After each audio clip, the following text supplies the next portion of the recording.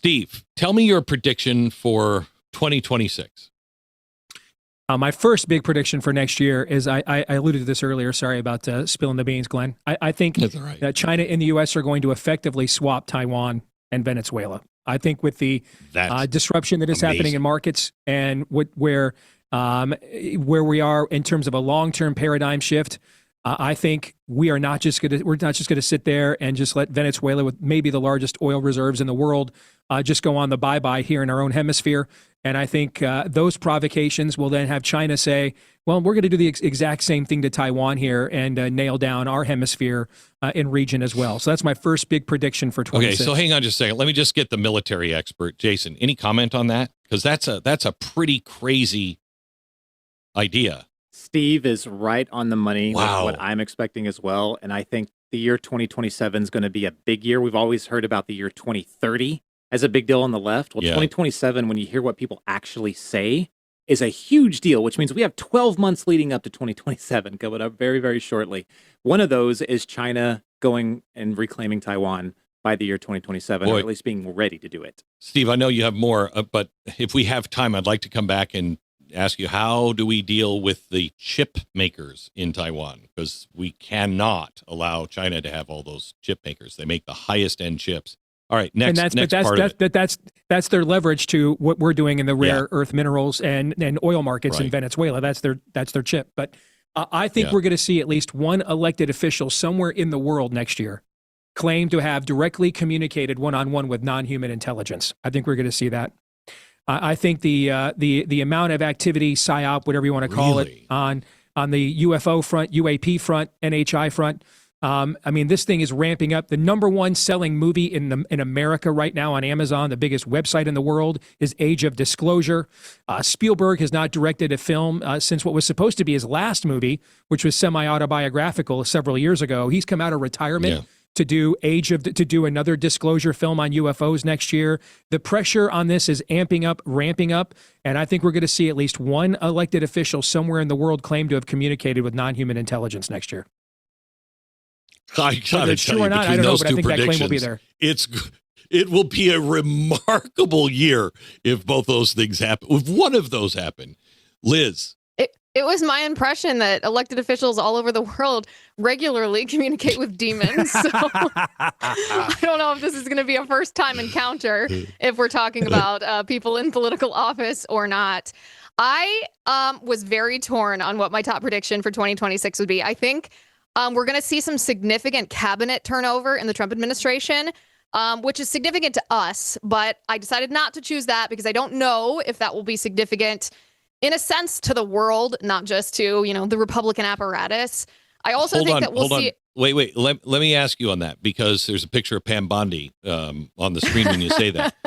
I promise I didn't pick the picture. No, I know. I think that if you don't start seeing people going at least into a trial early next year, that's a huge problem on the right. Huge problem. And Pam Bondi is responsible for it. But anyway, go ahead.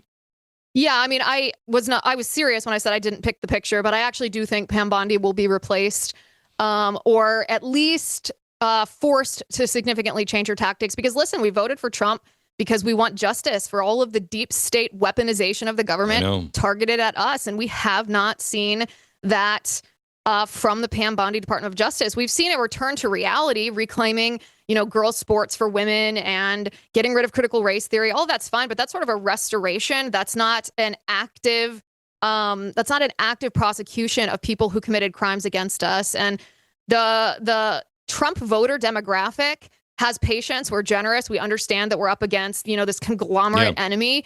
But I think people are starting to run out of patience. So I think we will see Pam Bondi turn over in the first half of next year. But here's my real prediction. Are you ready for this? My real prediction is that a member of the U.S. Congress will be denaturalized and removed from Congress and deported from the United States of America. And I know people have been talking about this. I wonder who that could be. Well, here's the thing. It is. Did they marry their brother? Liz, you told us your predictions were black-pilled. I'm already hyped. I'm inspired. by that Are you prediction. ready for this angle, though? People talk about Ilhan Omar marrying her brother, and I do think, by the way, that there's good evidence of that, especially that recent Daily Mail report that demonstrated that she was married to another Somali individual, but only religiously, not in a civil ceremony. Then years later, while she was still with that husband, she married the brother, and it was in a civil ceremony that was conducted by a Christian minister, ostensibly because any Muslim cleric would have recognized the familial relationship. That's a great argument, and I think that if I were the Department of Justice, I'd go after that. But here's the better argument. I did that show years ago, and we laid it all out, and it is very, very convincing. Very convincing. Okay, it is. So your other argument. It is. But here's the argument for Ilhan Omar's deportation. The reason that she gained citizenship to the United States is because her father fled Somalia, ostensibly because he was afraid of the Marxist communist regime.